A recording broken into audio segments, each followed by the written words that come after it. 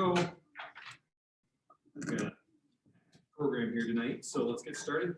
I don't have any real announcements this morning, unless someone has something they'd like to present for the good of the club. Just a thank you to Keith. Sure. Yeah. No announcements. All right, then what we'll do is we'll start with a thank you, Keith, for arranging the Christmas party at the Clark. So thank you for that. And we will now move into, well, actually, I guess I'm just going to hand it over to our tail twister. So go for it, Jamie. This is going to go pretty quick anyway. First off, everybody got their parking tickets? Green tickets to get out? They're around here. You have to know where they're at. I think Cheryl's grabbing. Are you doing that? I'm not going to worry about pins. Not right before Christmas. We want to be in a forgiving and mood and all that. Watch out for January though. Just in case. So, okay. Right there. So small. Talk to Gary about that. That doesn't sound right. So, any happy bucks? Well, I'll put in some happy bucks just for going to see our son and daughter-in-law, and of course our grandson, which is the real reason why we all travel at this point. But so be heading there. So got a couple for me. Anybody else have anything that they what? Lady coming back. We'll find out. So yes. Like I said, I thought it was going to be going quick, and it is. You know, I guess I get to go get the raffle already and get rolling on that. Oh yeah, I'll take all the cards. I'm gonna get them there. I got everything mixed together. While Jamie's collecting cards, if you got raffle tickets, take them out. Okay. Here you go. That's mine.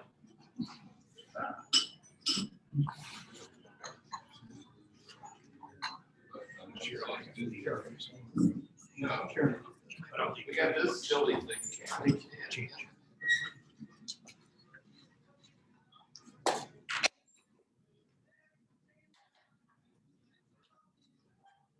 Okay, since we're running everything easy, Cheryl, you're standing right there. You get to draw them. All righty. First one's worth $5. Can't grab any. Okay, nobody's a winner. No. 231 9924. Okay. $5. Okay, $5 going that way. Very good. Yeah. 215 9908. Oh, all right, Anderson. Maybe. Okay. All right.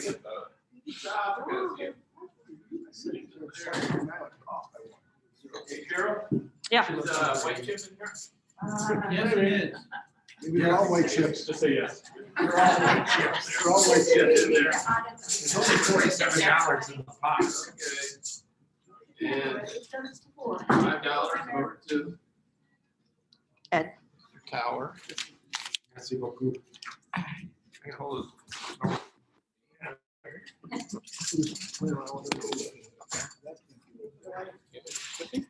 there. Can you feel white or does it all feel red? Feels red. Feels red. Oh, that's a shame. No Christmas bonus. Better luck next time. That's it for the raffle. So moving right along, I'm going to call up Shelley Irwin, who's going to do something for us. Is this chair where you need it? We're gonna put it over there. It's over here. Okay. I know, but she. Very good.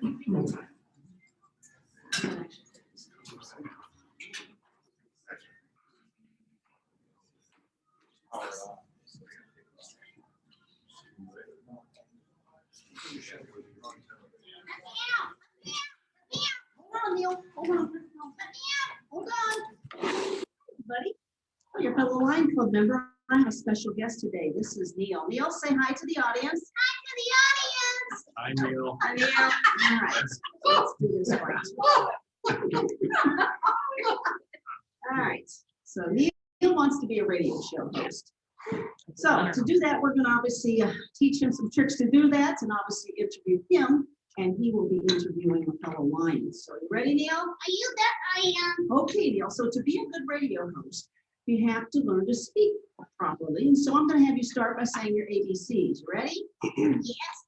A, B, C, D, E, F, G, H, I, J, K, L, M, N, O, P, Q, R, S, S, T, U, V, W, X, Y, and Z. Now I said my ABCs.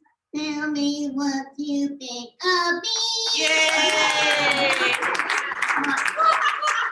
So to learn the art of radio interview, well, it is all about art. You mean they're gonna interview a guy named Art? No, we're not going to interview a guy named Art, but interview is kind of like music or a play. You have to practice, practice, practice. And then we go to Carnegie Hall. And then we go to Carnegie Hall. Won't that be fun? All right, so to be a good radio host, you have to prepare, you have to listen, and of course, you have to speak nicely. Oh, I have great ears for listening and I speak nicely. Hey, do you ever interview animals? I do interview animals. Well, I've interviewed a bear, I've had an alligator in studio, a possum. Why don't I interview you? You're an orangutan. What's an orangutan? What's that word mean? It means person of the forest. Person of the forest. Where do you like to hang out? In the trees, In the trees. What's kind of cool about an orangutan? we have long fingers and a long tail, and we have red hair. Red hair. Why are you so sad? Because we're almost extinct. Well, we better make time for you to go out and make some babies, don't you think?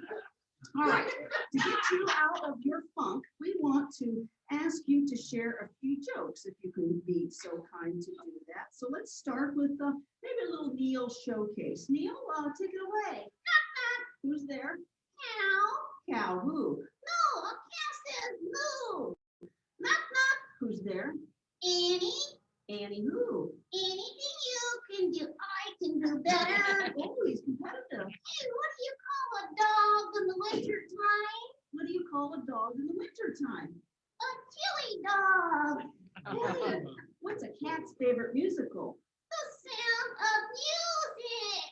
Okay. Hey, what any more? Who's there? Wouldn't who? Wouldn't you like to hear another joke? No, I think we're all done. All right, at this point, I think it's time for you to do your interview. So who would you like to have come up? That's President Ed Tower. Would you please come on up? All right, round of applause to Ed Tower, please.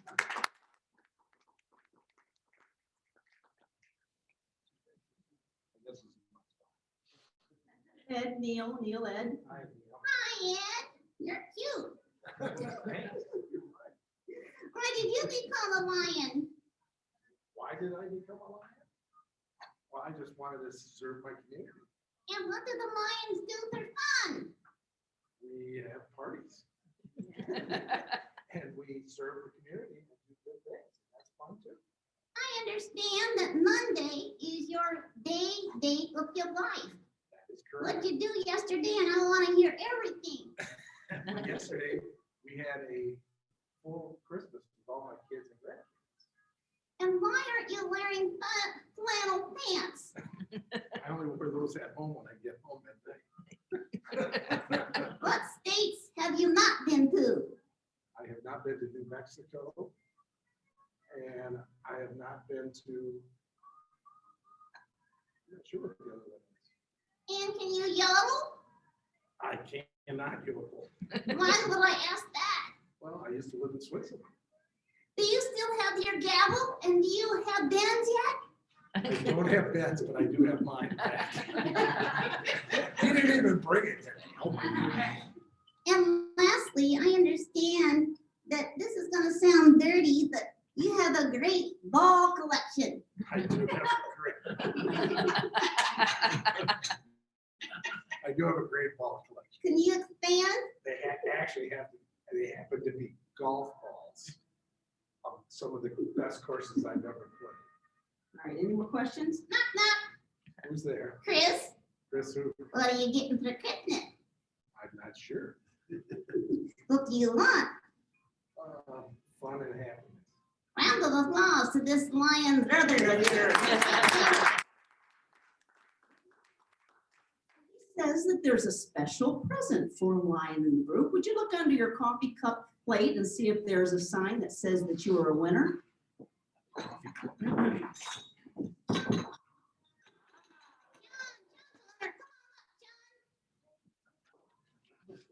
Neil has a gift for you. Oh, thank you. Round of applause to Neil. Neil, say you're okay, friends. Do my practice, people. Thank you, Shelley. Come on back.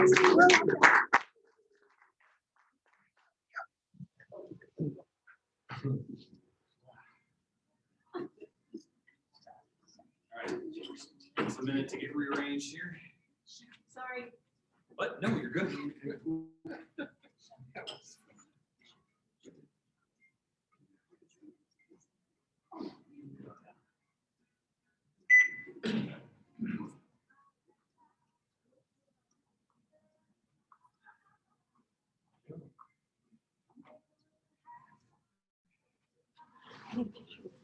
Get there. We're doing it slowly.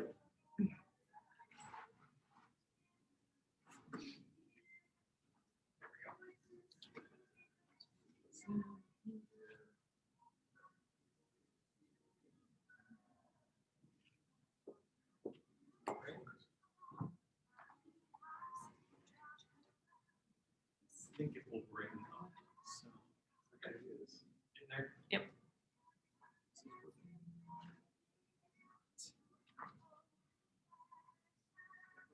Okay. All right. Then at this time, let's have our speaker for today come on up. Deb Atwood is the Executive Director of Deaf and Hard of Hearing Services. And I'll let you tell a little bit about yourself and then we're into it. So thank you. This, just the left. Yep. More space. Yep. Space.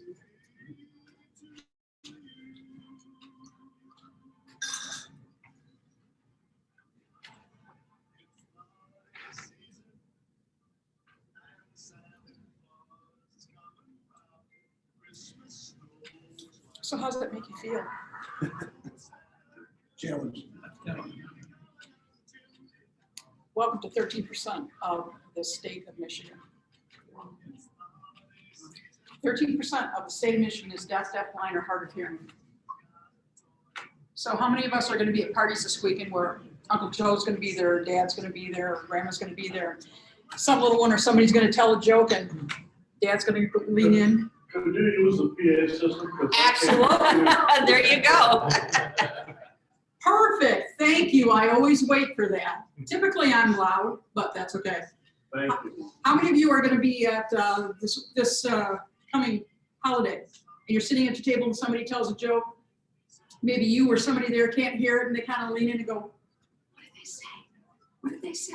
And somebody goes, I'll tell you later. They don't mean to be that way. They don't mean to blow you off. They don't mean to say that. But how many times does that happen? How many times does that happen to you? Imagine growing up in a house where you're the only deaf person there. Nobody really signs. You're trying to understand everything. And every conversation going on, maybe mom says, what do we think that child's learning? Zippo. We learn as we grow up through everything that we listen to around us, how mom's making a dentist appointment, how dad is fixing a car, maybe some bad language he's learned on that. But that's how we grow up and that's how we learn. So for the communities that we serve, it's very difficult. Maybe a few of you in later life are starting to lose your hearing and your wife say, how many times do I have to tell you to speak up? And you go, huh? Huh? Well, we know the selective thing. We know that. My husband has that. I have that at times. But seriously, a lot of times, vanity, maybe even a little bit of ego just kind of gets in the way, and we don't want to admit that. We'll put a pair of glasses on and that's not a problem. We'll even wear orthopedic shoes and that's not a problem. But don't make me put hearing aids. No, don't make me do that, because that means I'm old. That means I'm losing my hearing. That means, a lot of things. And you got to remember with that, it's that cognitive piece. It's very important to remember everything coming in has to go out. And if it's not coming in here, how are you going to know that? How are you going to remember that? We see that with a ton of people where maybe Aunt Mary thinks she doesn't have a hearing problem. She might come into the office and go, there's nothing wrong with my hearing. Honest to God, that happens. I could hear it all the way back in my office. And then you try to have a conversation with Mary, and Mary really can't put things together like she used to. You lose that cognitive piece. Signing Santa. Thank you, Shelley, for talking to our agency about this. This is our one big thing that we have every year. We're going on, I think about 13 years now on this. And in West Michigan, there are no Santas that we know of that sign.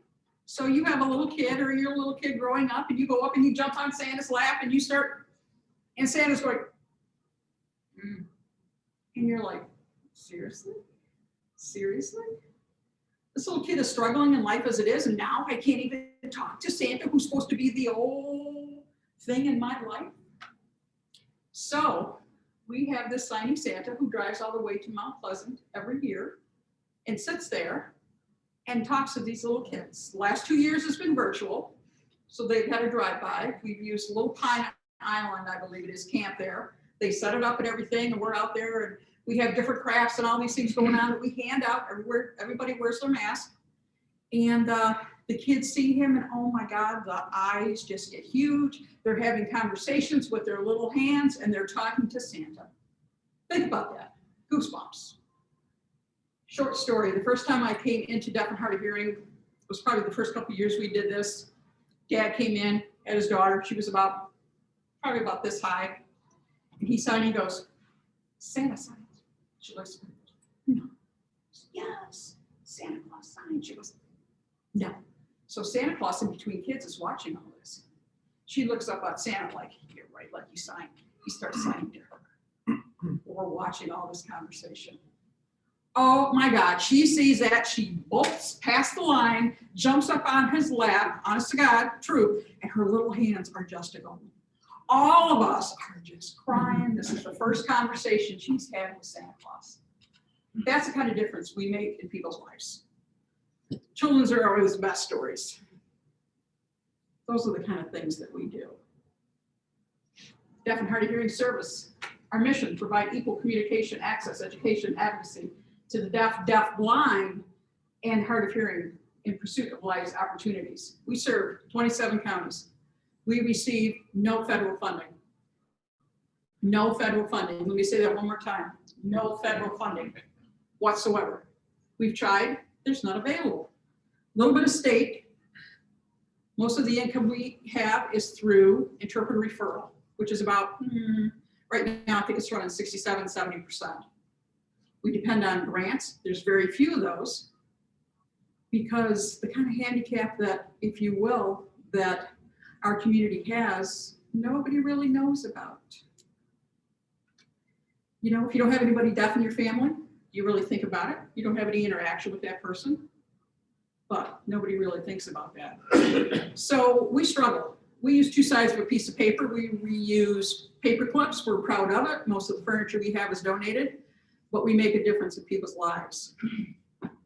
That's one of the reasons we are so excited about moving to our new location.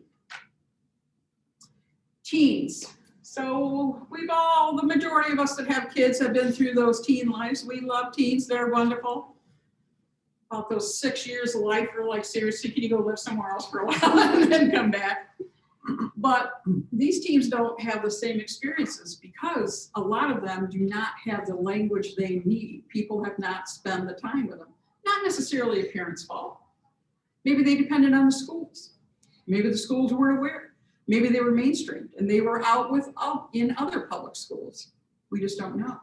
So we have a teen program that gets these kids out and gets them in various situations, venues that they've never really been in before.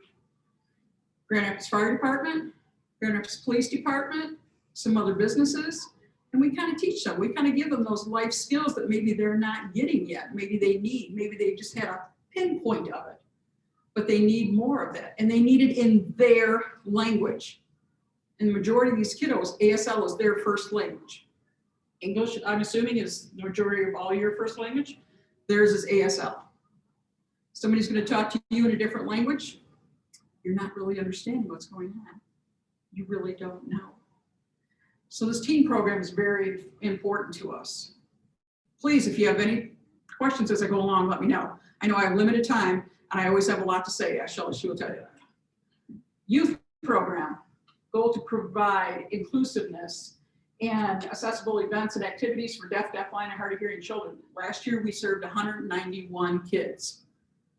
And those are not just from Kent County. Those are from Ottawa. Those are from Allegan. Those are from, not good with counties, all the majority of counties that actually drive. We've had people drive from Illinois to our Signing Santa before because there's nothing for them. And these kiddos need role models, deaf role models, and they need somebody to work with them. Unfortunately, in the last couple of years, there's been more and more kids that have been going through the foster care system that are deaf or hard of hearing because things just haven't been that great at home. Maybe that SSI check was maybe a meal ticket and maybe other things were taken advantage of. It happens, not to give you the gory details, but that's just the way it is. We have a lot of deaf kids in foster care right now. We had one in particular that was 9 years old, and that person knew 50 signs. So equate that to 9 years old and you know 50 words. All you know is 50 words. Did you have a question? Oh, I'm sorry. It's a reaction. That was a rough one. We worked with that kiddo for about 2 years, and that kiddo is doing much better. But again, for things like that, we don't have a revenue stream. That's mostly volunteer, and I just find the money in the budget. Things that you just don't think about.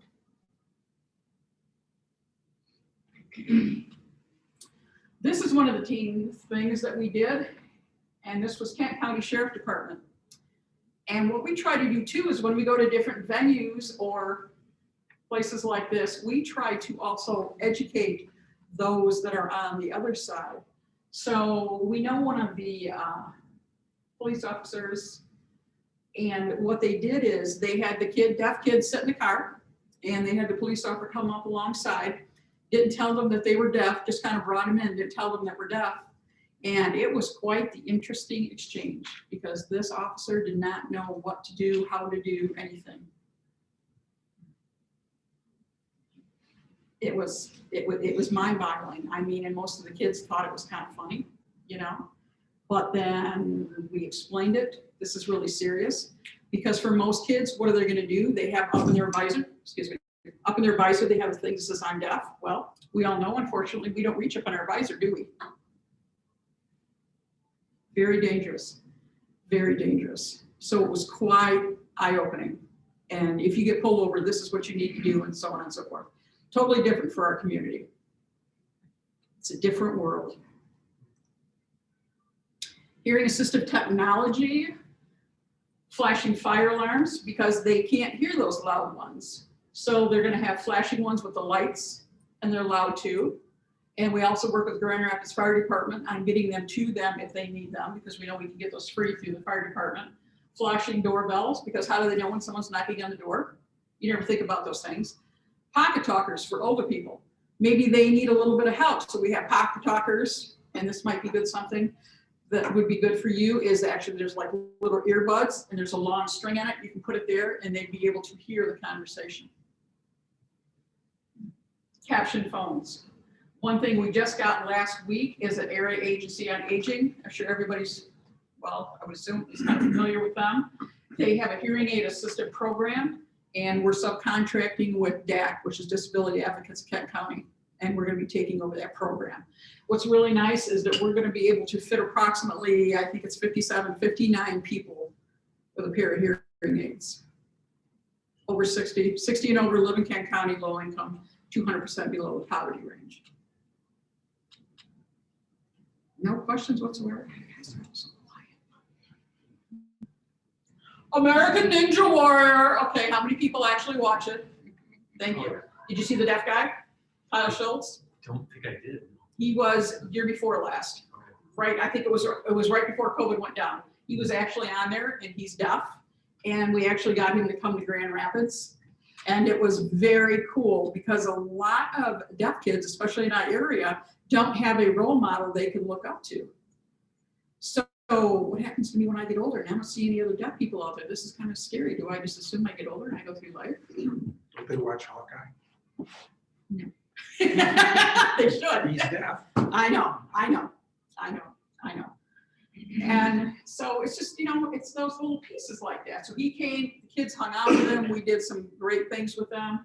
And this is another little kiddo here, and he actually has one of the clear masks that are available. Everybody knows why they're clear, right? So they can see lips moving. Now let's talk about that lip reading. I know a lot of people say, oh, I can lip read. Okay. You're actually getting about 30% of that, if you're lucky. Good lip readers, and there's very few, get maybe 60%. Those expert lip readers that are out there that some of the football teams will use for the other side, they're getting maybe 70 to 80%. So those that say, oh, I can read lips, no, you really can't. You can get some of it, but you can't get all of it. We won't go down the road of the shipping the other words that sound like that and so on and so forth. But lip reading is scary. And you'll notice too, if you're starting to lose your hearing, you're going to look at people and you're going to kind of watch their mouth move. How many of us do that? Absolutely. I do the same thing because it's coming at me, but I just want to make sure that that's what she said. Closed caption on TV.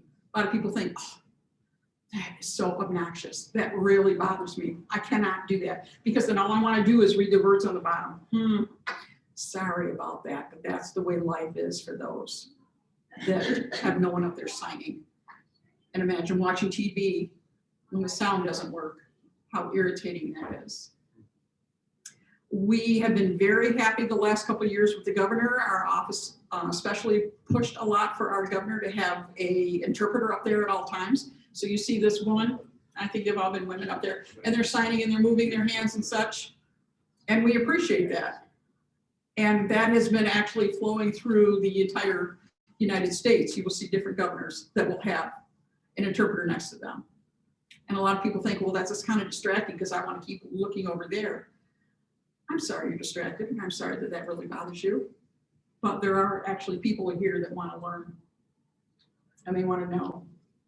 This morning, the governor was talking about the different strands that are going on and such. There was no interpreter there. So those people that use an interpreter, there was no closed caption. Those people that use closed caption had no idea what she was talking about today. So think about living in that world. Many times I've been on a phone call with, well, maybe a few doctors and a few dentists that just say, I just can't pay my bill. It's just too expensive for that interpreter. Okay, well, according to the ADA, and it's in your little blue folder that I gave you, according to the ADA, it is the law that you have to provide an interpreter. I just can't afford that. We'll just write back and forth. So how many of you have actually sat in doctor's appointments and understood everything that doctor has said to you? Now let's try to write back and forth and read. I'm sorry. Am I offending somebody over here? And read a doctor's handwriting. And so now you're going to write back and forth with a person whose second language is English, maybe, and you're going to understand it. Is that fair? Many times I've said, so you're having a heart problem, you're down in Mexico, all of a sudden, oh my gosh, I got to go to the hospital. They're talking about a transplant and they're speaking in nothing but Spanish and you do not understand Spanish. And they're going to open your chest up. How would that make you feel? Would you want to go through with that? Who knows? Who knows what's going on? Just gives you a little insight into what we deal with on a daily basis. We provide ASL classes and tutoring. And some of those littles that we were talking about that have no language, we're actually working with 7 of them right now. Fall within this tutoring. We actually have 2 that have no language whatsoever. They are deaf plus. And that means that they are deaf and I think 1 has a bit of autism, lower on the spectrum. Maybe they have some other things in there, so they're deaf plus. No language whatsoever. So we're starting with the basics, the very basic of table. This is a table. This is a ball. This is more. We've been dealing with more and more refugees and such that have been coming in from different countries who have no language whatsoever. What happens a lot is they are kept in the house because it's embarrassing to have a deaf person in their family. So they are kept in the house and they cook and clean and they kind of mime. The family has mimed. We call it pigeon, and they have mimed how to communicate with them. And then they come to America. They come to the United States, no language. We've gone as far as a water bottle, as showing a water bottle and how it opens up and that there's actually water inside, and pouring water. It was almost like a Helen Keller moment, I tell you, and it still gives me goosebumps. And pouring water on fingers and showing that that's what water is and letting them do it and then taste it. And that's sometimes where we have to start with the language. And we are more than happy to do that. We are able to do it, but again, there's no funding for that. It's difficult, it's very difficult. Some more of our littles, look how tiny they are. This is one of our deaf mentors. She's absolutely wonderful, grew up deaf, worked at the post office for 30 plus years, retired from there, and we love her to death. And she works with them. And it's great. In fact, I think that was at Langford that we took that. So we used to do what we used to call CAST, which is kind of like a different training, cultural and sensitivity training. And now that DEI is everywhere and that is what it needs to be, we now do what we call diversity, equity, inclusion, and accessibility training. And we are very happy to do this because our populations flow into all of the other ethnicities, into all of the other demographics, flow into all of those. And it's important to know because the deaf have their own culture. Not only do they have their own language, they have their own culture. And you really need to learn the culture along with that. How do you get a deaf person's attention?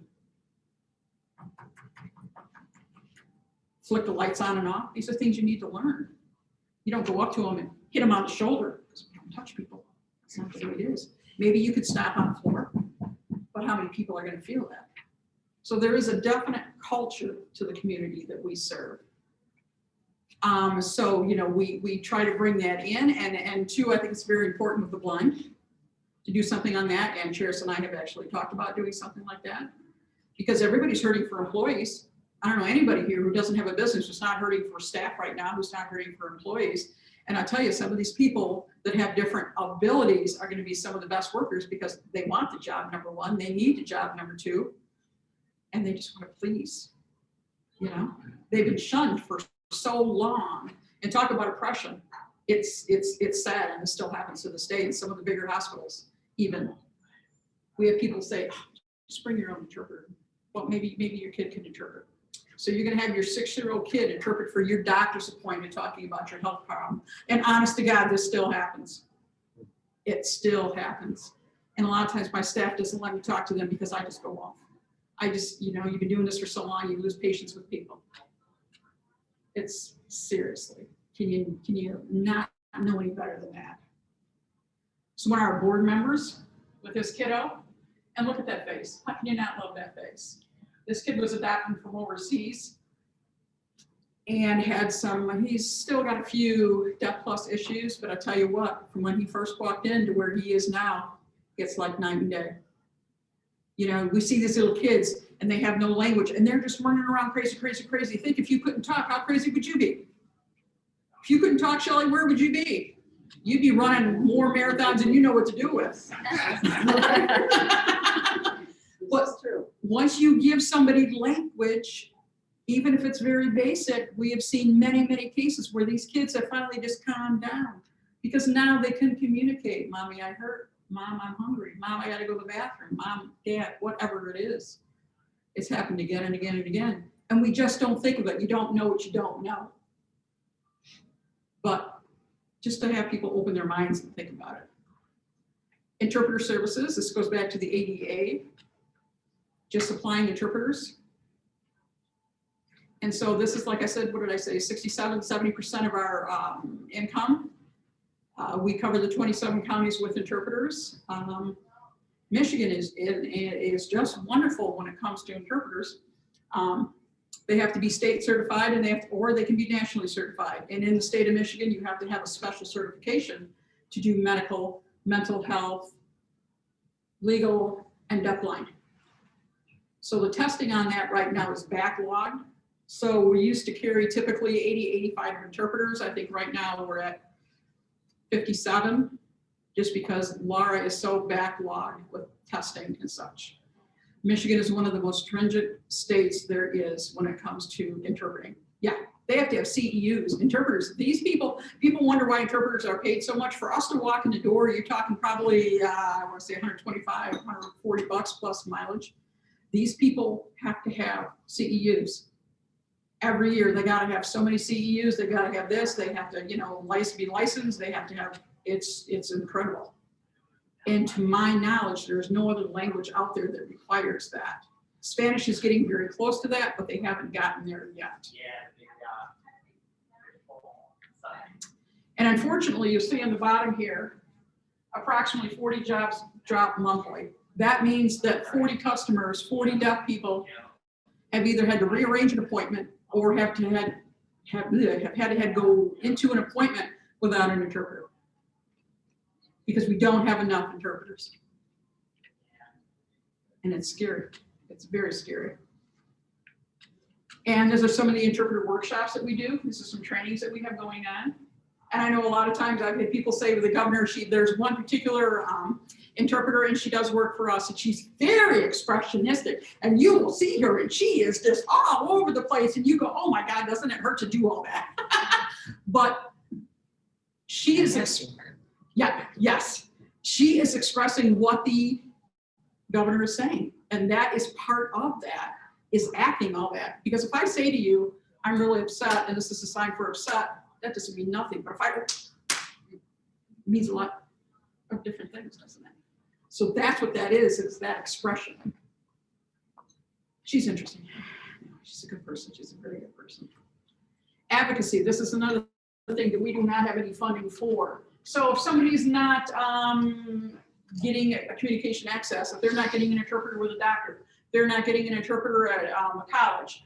We've been dealing with a university that doesn't want to provide an interpreter for a student. Interesting. Okay. Assistance with resources, housing, employment.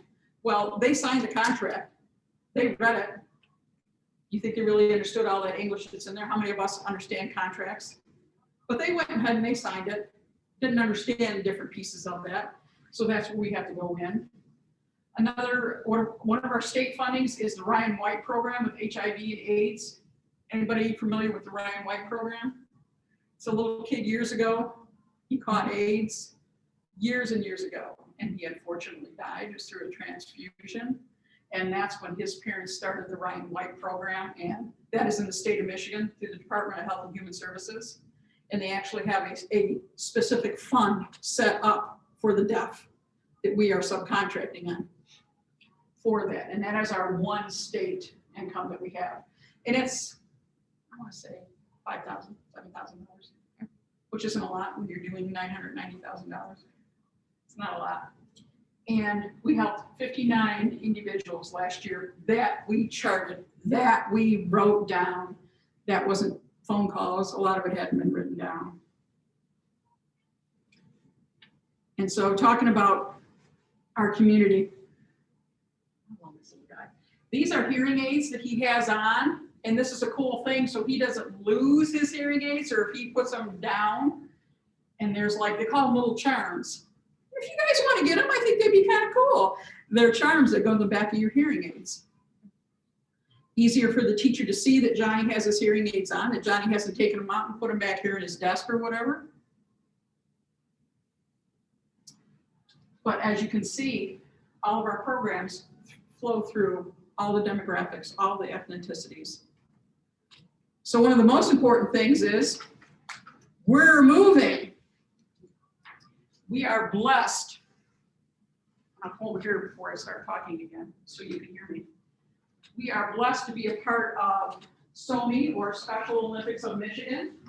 We were one of the last agencies to be invited there. And actually, the lease is going to be cheaper on a yearly basis. Inside your folder in the very back on the right-hand side, you will find a landscape of their entire, yes, thank you, their entire build out and what they're doing there. And then also in your packet, you are going to find what we look like there.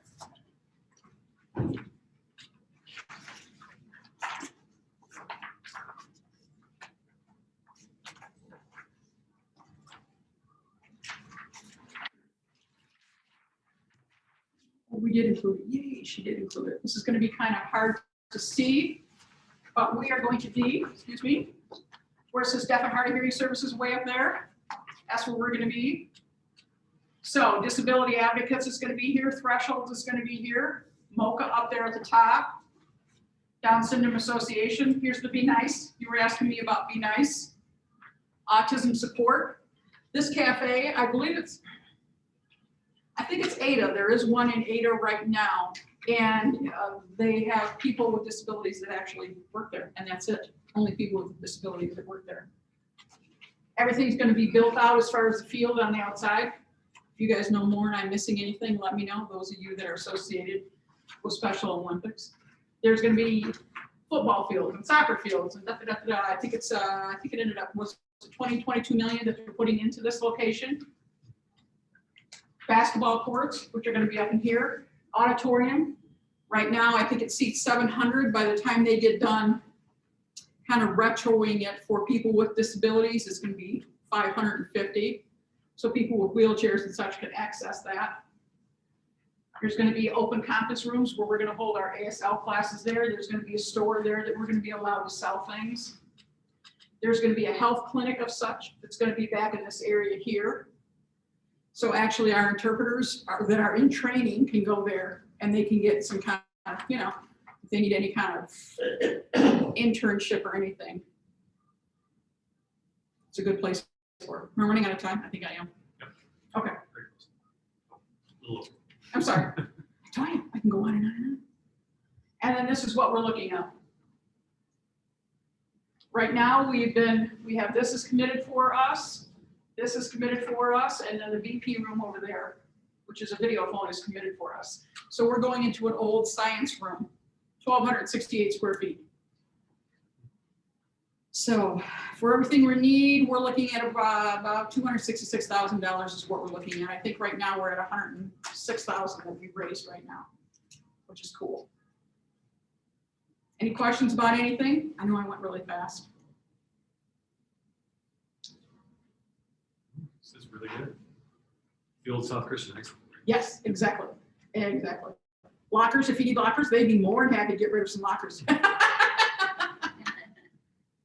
Absolutely. Wow. Awesome. Very cool. Well, thanks, Ed. Okay. So, as a token of our thanks here, I'll give you this Lions Club mug. So I you can love purple. Thank you. have your coffee, have your tea, whatever you like out of there. No beer. Well, or your beer. Vodka. I don't know, whatever you want to put in there. No, I'm just kidding. Yeah, go for it. Oh, Thanks for being here. Thank you so much. I appreciate it. Thanks for having me. And give her a USB, don't forget. Oh, yeah, good. Oh. And I'm gonna do my best here, so we're adjourned. All right. Very good, Eric. So you'd have a hard time lip reading Shelley when she's. That's why I was just amazed by that. Absolutely amazed. You did a really good job, Shelley.